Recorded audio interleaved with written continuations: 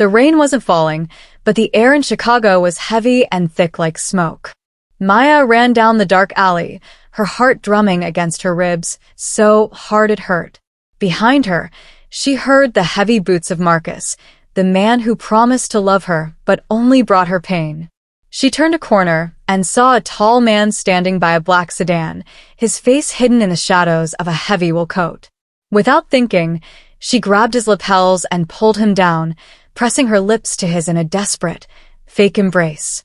Marcus rounded the corner, breathless and angry, but he stopped dead when he saw them. The tall stranger didn't push Maya away. Instead, his large hand landed firmly on the small of her back, pulling her closer. His touch wasn't cold. It felt like a shield made of iron. Marcus took one look at the stranger's eyes that looked like they had seen the end of the world, and backed away without a word. Maya pulled back, shaking, her voice a tiny whisper as she thanked him for saving her life. The stranger didn't smile. He just looked at her with a gaze that felt like it could see her soul.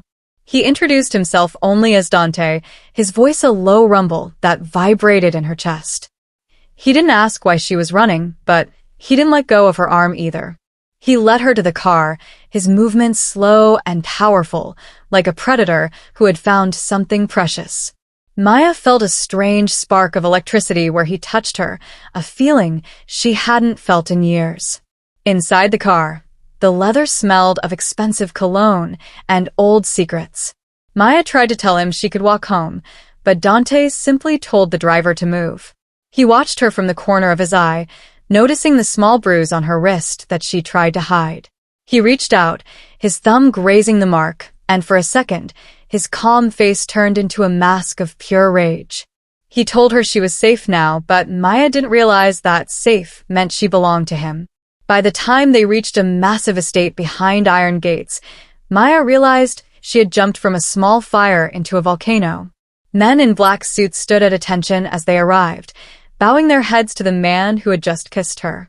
She asked him who he really was, her voice trembling as the gates locked behind them. Dante turned to her, the moonlight hitting his sharp jawline, and told her his family name, a name that ruled the city's shadows. He wasn't just a rich man. He was the king of the underworld.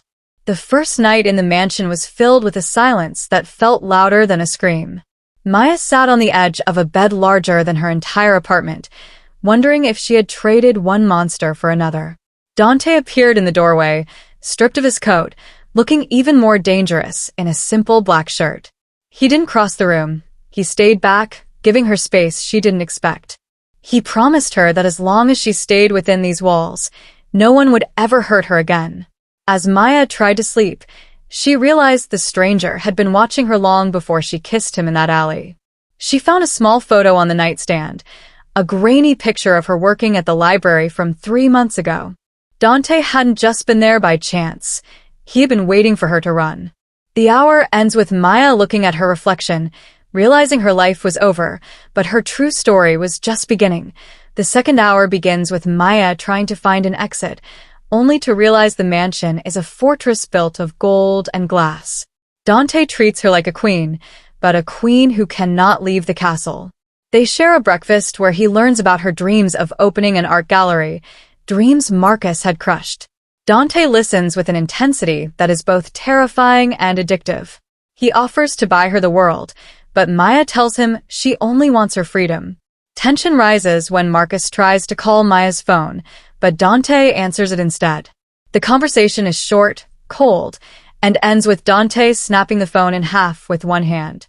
He tells Maya that Marcus will never be a problem again, but he says it with a coldness that makes her blood run cold. She begins to see the ruthless side of the man who saved her. He isn't a hero. He's a man who takes what he wants and keeps it. A gala is held at the mansion, and Dante insists Maya wear a dress the color of midnight. He introduces her to the family, men with scars and cold eyes who look at Maya with confusion and respect. One of Dante's rivals makes a disrespectful comment about Maya's beauty, and the room goes silent. Dante doesn't yell. He simply leans in and whispers something in the man's ear that makes him turn pale and leave immediately. Maya realizes that Dante's love is a dangerous brand of protection. During the gala, Maya finds a hidden room filled with monitors showing every corner of the city. She sees her old apartment on one of the screens, now swarming with Dante's men. She realizes he isn't just protecting her, he is erasing her old life entirely. When Dante finds her in the room, he doesn't apologize. He tells her the world outside is a graveyard, and he is the only one who can keep her breathing. The emotional payoff comes when Maya finally breaks down, crying for the life she lost and the fear she feels. Instead of being cold, Dante holds her, letting her sob into his chest for hours. He shows a flash of vulnerability, admitting that he has been lonely in his high tower for a long time. For the first time, Maya feels a flicker of true affection for the monster. She sees the lonely boy behind the mafia boss. A twist occurs when Maya finds a letter addressed to her from her estranged sister, hidden in Dante's desk. It turns out her sister is in debt to Dante's rival, and Dante has been paying the debt in secret to keep Maya's family safe. He didn't tell her because he didn't want her to feel like she owed him.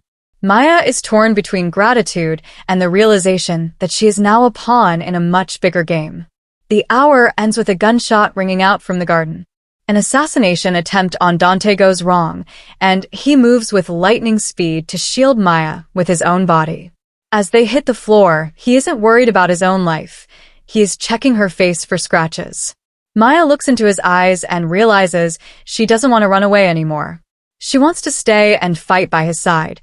The third hour opens with the aftermath of the garden shooting. Dante is bleeding from a graze on his shoulder, but he refuses to let the doctors touch him until he knows Maya is unharmed. He sits on a velvet chair, his shirt torn, looking like a fallen king. Maya, despite her fear, takes the medical kit from the doctor's hand. Her fingers tremble, but she cleans his wound herself. In this moment, the power dynamic shifts. The ruthless boss is silent and still under her gentle touch, realizing that her kindness is more powerful than his guns. While Dante recovers, his second-in-command, a cold man named Silas, pulls Maya aside. He warns her that a boss with a weakness is a dead boss. He tells her that Dante has stopped a major shipment just to sit at dinner with her, costing the family millions. Maya realizes her presence is causing a civil war within the organization. She starts to feel the weight of the crown she never asked to wear. She isn't just a guest anymore. She's a target for Dante's own men who think he's gone soft. The tension spikes when Marcus, Maya's ex, reappears. He hasn't left the city. He's been recruited by the rival Falcon family to provide intel on the mansion's layout. Marcus sends a video to Maya's new phone showing her old neighborhood being burned to the ground. He tells her that every person she ever loved will suffer unless she steals a drive from Dante's safe. Maya is trapped between the man who saved her and the man who knows how to destroy her soul. Maya decides to play a double game. She doesn't tell Dante about the threat, fearing he will kill Marcus and trigger an all-out war. Instead, she begins to learn the layout of the mansion's security, pretending to be interested in the family business. She spends her afternoons in the library, studying maps and ledgers. Dante watches her on the cameras, a small, proud smile on his face, unaware that the woman he loves is planning a heist inside his own home. The emotional payoff happens during a quiet night on the balcony. Dante gives Maya a necklace, a heavy diamond that belonged to his mother. He tells her that in his world, you only give this to the woman who will carry the family name. He confesses that he didn't just find her in the alley. He had been looking for a reason to be a better man, and her kiss gave him that reason. Maya feels a crushing guilt as she feels the cold metal of the safe, key hidden in her pocket. The twist arrives when Maya finally opens the safe. She doesn't find money or drug ledgers. She finds a folder titled Project Maya. Inside are receipts for her mother's hospital bills, paid in full for the last 3 years.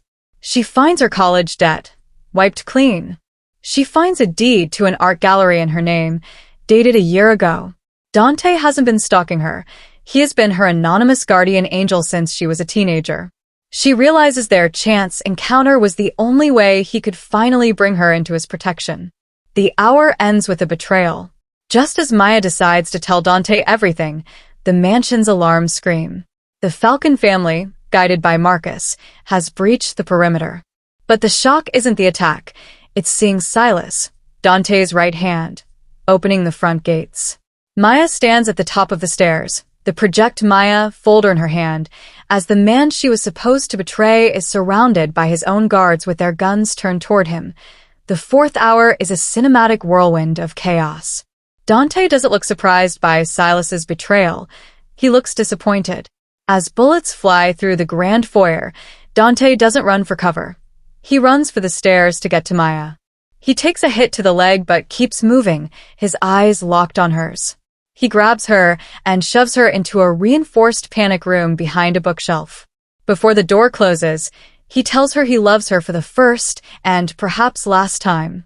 From the monitors inside the panic room, Maya watches the horror unfold. Dante is captured, not killed. Silas wants the codes to the international accounts, and he knows Dante won't give them up unless he is broken. Then, a familiar face appears on the screen. Marcus walks into the room, looking smug in a suit that doesn't fit him. He mocks Dante, kicking him while he's bound to a chair. Maya watches Marcus put a gun to Dante's head, and she realizes she can't just stay hidden. Maya finds a secret exit from the panic room that leads to the armory. She remembers what Dante told her. In this house, we don't pray for peace, we prepare for war. She doesn't pick up a gun she can't use. She picks up a canister of specialized gas and a thermal mask she saw the guards training with. The shy librarian is gone. The woman who survived years of Marcus's abuse is now a warrior fueled by the love of a man who saw her worth. The tension reaches a breaking point as Maya cuts the power to the entire mansion. In the pitch black, the invaders panic. Using the thermal goggles, Maya moves like a ghost through the halls she once feared. She doesn't kill, but she uses the environment to trap the rival soldiers. She manages to reach the basement where Dante is being held. She releases the gas, knocking out the guards, and enters the room where Marcus is about to pull the trigger. In the green glow of the night vision, she looks like a demon to him. Marcus begs for his life, trying to manipulate her one last time, calling her baby and promising they can run away with Dante's money. Maya doesn't flinch. She tells him that she was never his and she will never be a victim again. She doesn't shoot him. She hands the gun to a newly freed, bleeding Dante. The twist comes when Dante refuses to kill Marcus. He looks at Maya and says, "If I kill him, I'm the man you feared. If I let him live, I'm the man you love." He orders his remaining loyal men to take Marcus to the police with enough evidence to put him away for 10 lifetimes. But as they turn to leave, Silas emerges from the shadows with a final trick, a detonator. He reveals the mansion is rigged to blow, and he's taking everyone with him. The screen goes black as Maya's voice is heard screaming Dante's name. The viewers are left wondering if the golden cage has become a crematorium for the two lovers. Maya wakes up in the dirt, yards away from the burning ruins of the mansion.